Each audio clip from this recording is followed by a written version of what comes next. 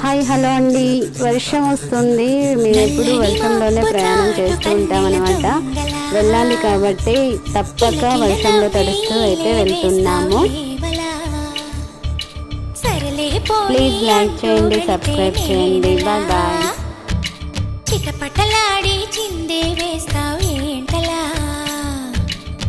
తెలుసా జడివానా తొలి చినుకై నువ్వు తాకేయగా, తడిసే నిరజానా సిరినెమలై పురి విప్పేయగా,